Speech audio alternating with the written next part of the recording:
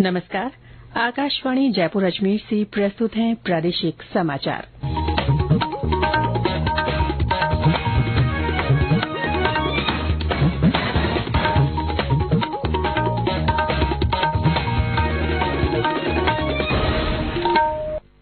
मुख्य समाचार। लोकसभा चुनाव के दूसरे चरण के लिए अधिसूचना जारी। पहले चरण में प्रदेश की 12 सीटों पर 131 उम्मीदवारों ने 179 नामांकन भरे। मुख्य सचिव सुधांश पंत ने चुनाव के मद्देनजर पड़ोसी राज्यों के साथ वीसी के माध्यम से की बैठक। अंतर्राज्यीय सीमा पर कड़ी चौकसी बरतने के दिए निर्देश। मौसमी बीमारियों से बचाव और प्रभावी रोकथाम के लिए प्रदेश भर में 1 अप्रैल से चलेगा क्रैश कार्यक्रम। और राज्य में कई स्थानों पर अधिकतम तापमान में बढ़ोतरी। 12 के अंता में पारा 42 डिग्री सेल्सियस से ऊपर दर्ज।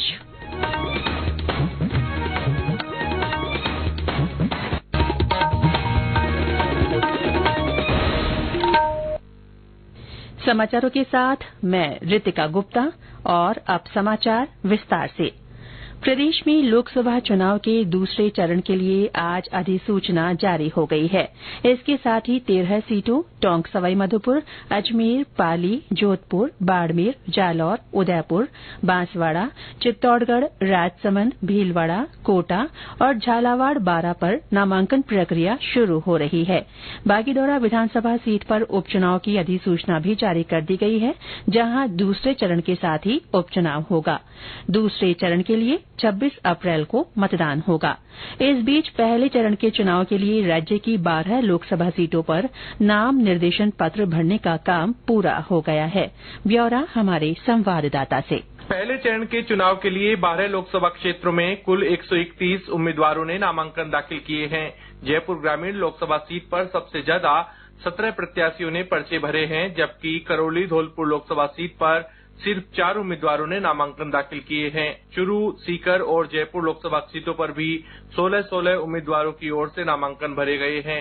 आज नामांकन पत्रों की जांच होगी। इस बीच राज्य में चुनाव प्रचार शुरू हो गया है। उम्मीदवारों ने प्रचार के लिए अपने कार्यालय स्थापित कर लिए हैं। वहीं चुनाव प्रक्रिया पर निगरानी के लिए निर्वाचन आयोग के पर्यवेक्षकों ने भी लोकसभा क्षेत्रों में पहुंचकर मोर्चा संभाल लिया है। जितेंद्र द्विवेदी, आकाशवाणी समाचार, जयपुर। पहले चरण के लिए भरे गए नामांकन पत्रों की आज जांच की जाएगी। मतदान 19 अप्रैल को होगा। मतगणना 4 जून को होगी। मुख्य निर्वाचन अधिकारी प्रवीण गुप्ता ने बताया कि पहले चरण के लिए 131 प्रत्याशियों ने 179 नामांकन भरे हैं। कल 91 प्रत्याशियों ने 129 नामांकन प्रस्तुत किए। पहले चरण के नामांकन दाखिल होने के साथ ही प्रत्याशी चुनाव प्रचार में तेजी ला रहे हैं और अपने अपने पक्ष में वोट डालने के लिए लोगों से अपील कर रहे हैं। गली मोहल्लों में चुनावी नुक्कड़ सभाओं का आगाज हो गया है और डोर टू डोर जनसंपर्क भी किया जा रहा है। राजसमंद लोकसभा क्षेत्र से कांग्रेस के उम्मीदवार सुदर्शन सिंह रावत ने चुनाव लड़ने से इनकार कर दिया है। श्री रावत ने इस बारे में प्रदेश अध्यक्ष गोविंद सिंह डोटासरा को पत्र लिखा है कि वे किसी भी स्थिति में चुनाव लड़ने के लिए तैयार नहीं हैं।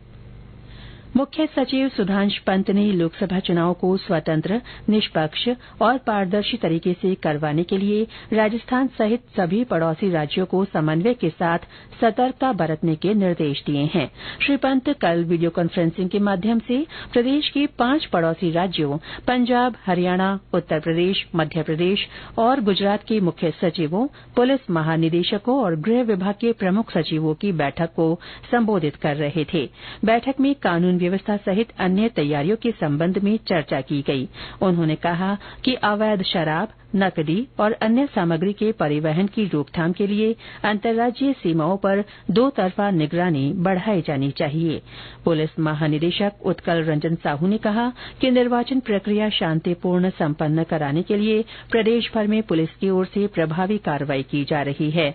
उन्होंने कहा कि संवेदनशील क्षेत्रों की पहचान कर जिलेवार केंद्रीय पुलिस बलों का आवंटन कर दिया गया है। लोकसभा चुनावों के मद्देनजर आकाशवाणी समाचार जयपुर की ओर से मतदाता जागरूकता के लिए संदेश श्रृंखला चलाई जा रही है। इसमें श्रोता संदेश भेजकर आमजन को वोट डालने के लिए प्रेरित कर सकते हैं। श्रोता अपने संदेश रिकॉर्ड कर या टाइप कर व्हाट्सएप नंबर 9414052368 पर भेज सकते हैं। चुनिंदा संदेशों को समाचार बुलेटिनों में स्थान दिया जा रहा है। इसी कड़ी में आज सुनिए बाड़मेर से हमारे श्रोता का संदेश। नमस्कार, मैं ओम प्रकाश चौधरी बाड़मेर जैसलमेर लोकसभा क्षेत्र के डेलुओं का तला गांव से बोल रहा हूं। आगामी लोकसभा चुनाव को लेकर मेरा सभी देशवासियों से यही कहना है कि मतदान लोकतंत्र का एक अभिन्न अंग है, जो हमें संविधान द्वारा प्रदान किया गया एक मौलिक अधिकार है, साथ ही एक कर्तव्य भी है। एक मतदान से सरकारें बदल सकती है, देश का विकास हो सकता है और समाज में बदलाव आ सकता है। इसलिए हमें मतदान के दिन अपने सभी महत्वपूर्ण कार्यों को करने से पहले मतदान करके लोकतंत्र में अपनी भागीदारी निभानी है। धन्यवाद। ये समाचार आकाशवाणी जयपुर अजमेर से प्रसारित किए जा रहे हैं। प्रदेश में मौसमी बीमारियों से बचाव और प्रभावी रोकथाम के लिए चिकित्सा और स्वास्थ्य विभाग 1 अप्रैल से क्रैश कार्यक्रम चलाएगा। विभाग ने इसके लिए तैयारियां शुरू कर दी है। स्वास्थ्य निदेशालय में राज्य स्तरीय कंट्रोल रूम शुरू किया जाएगा। स्वास्थ्य और परिवार कल्याण मंत्रालय ने इस बार डेंगू और मलेरिया सहित अन्य मौसमी बीमारियों का प्रसार ज्यादा होने की आशंका व्यक्त की है। इसे ध्यान में रखते हुए प्रदेश में मौसमी बीमारियों से बचाव के लिए सभी पुख्ता तैयारियां की जा रही हैं।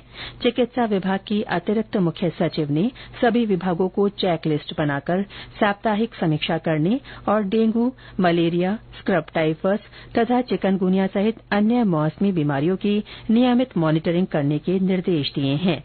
उन्होंने कहा कि विभिन्न स्थानों पर पानी जमाव की स्थिति को रोकने के लिए जरूरत के मुताबिक एरियल सर्वे भी करवाया जा सकता है। प्रदेश के 8 मेडिकल कॉलेजों के प्राचार्यों को QR कोड आधारित सफाई व्यवस्था लागू नहीं करने पर कारण बताओ नोटिस जारी किया गया है। चिकित्सा शिक्षा विभाग की अतिरिक्त मुख्य सचिव शुभ्रा सिंह ने बताया कि इन संस्थानों ने लगातार निर्देश दिए जाने और निरीक्षण के बावजूद ये व्यवस्था शुरू नहीं की थी। इसीलिए नोटिस जारी कर 3 दिन में स्पष्टीकरण मांगा गया है। इनमें अजमेर, बीकानेर, जयपुर, जोधपुर, सीकर और डूंगरपुर के मेडिकल कॉलेज और अस्पताल शामिल हैं।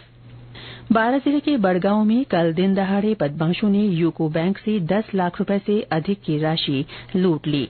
नकाबपोश लुटेरों ने 2 हवाई फायर भी किए। ये दोनों मोटरसाइकिल पर सवार थे। पुलिस मामले की जांच कर रही है। अक्षय तृतीया यानी आखा तीज पर प्रदेश में संभावित बाल विवाहों की रोकथाम के लिए जागरूकता कार्यक्रम हो रहे हैं। इसे लेकर कल बूंदी में अतिरिक्त जिला कलेक्टर ने बैठक की। उन्होंने कहा कि बाल विवाह बच्चों के विकास में बाधक हैं।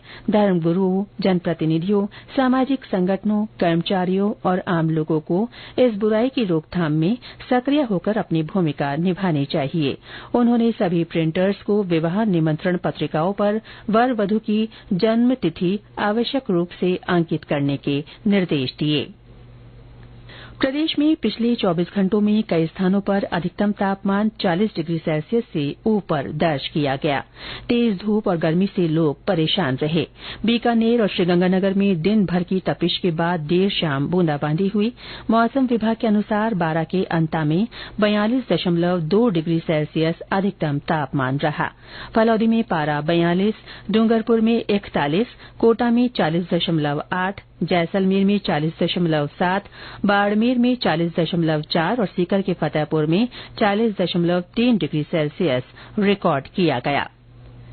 भ्रष्टाचार निरोधक ब्यूरो ACB की टीम ने उदयपुर के वल्लभ नगर थाना क्षेत्र से एक दलाल को 80,000 रुपए की रिश्वत लेते गिरफ्तार किया है। ACB के पुलिस अधीक्षक ने बताया कि उसने परिवादी से ये राशि JCB और ट्रैक्टर छोड़ने की एवज में ली थी। और अंत में मुख्य समाचार एक बार फिर। लोकसभा चुनाव के दूसरे चरण के लिए अधिसूचना जारी हो गई है। पहले चरण में प्रदेश की 12 सीटों पर 131 उम्मीदवारों ने 179 नामांकन भरे हैं। मुख्य सचिव सुधांश पंत ने चुनाव के मद्देनजर पड़ोसी राज्यों के साथ वीसी के माध्यम से बैठक की। अंतर्राज्यीय सीमा पर कड़ी चौकसी बरतने के निर्देश दिए। मौसमी बीमारियों से बचाव और प्रभावी रोकथाम के लिए प्रदेश भर में 1 अप्रैल से क्रैश कार्यक्रम चलेगा। और राज्य में कई स्थानों पर अधिकतम तापमान में बढ़ोतरी हुई है। 12 के अंत में पारा 42 डिग्री सेल्सियस से ऊपर पहुंच गया है। इसके साथ ही प्रादेशिक समाचार बुलेटिन समाप्त हुआ। नमस्कार।